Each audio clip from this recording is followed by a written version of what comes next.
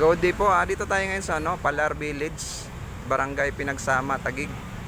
May nakita po tayong wallet, coin purse po. May laman pong pera. Iso-surrender po natin sa barangay po.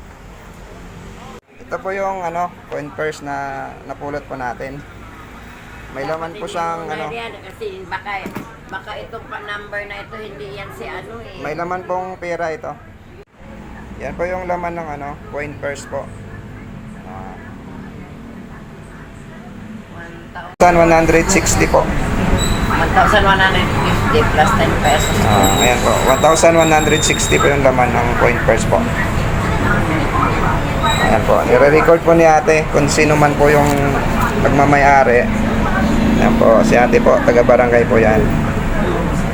Para kung may mag-claim po, susurrender po sa may-ari po. Wallet nga niya kanina pag Ayan si Kuya, yung may-ari ng coin purse. na-claim na sabi. Na-claim na po. Thank you, thank you. Siya po yung may-ari. Ito kasi yung papadala ko sana sa'yo ng Gcash. Yan yung kanina. Wala kang Dala-dala naman niya. ng Gcash mo. Pirmahan mo dito, na-claim mo na yan. Ayan. Hindi nakabalik agad ako. Ayan. Pero dito Pinirmahan ang ni dito Kuya. yan. Oo, dito na siya. Na-claim na po Dito ni Kuya. nalagay mo na lang yung pangalan. May umangkin kasi yan kanina yan eh. Claiman. Kaya hindi ko binibigay eh. Tama lang. Wala kasing pangalan yan. Ang mga dito, mo, resibo pa to ng ng binili ko kahapon. Alam na, Ayan. yung pera, 1,100. Ayan. bilangin mo yan. Ay, para Ito kasi, para kay polis. Yan. Ito yung sukli nito, pera na to. Yan. Yan.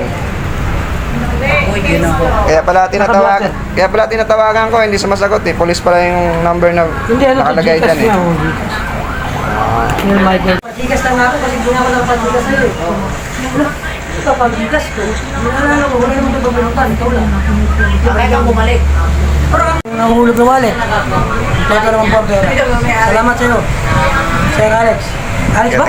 Opo. Sige po. Okay.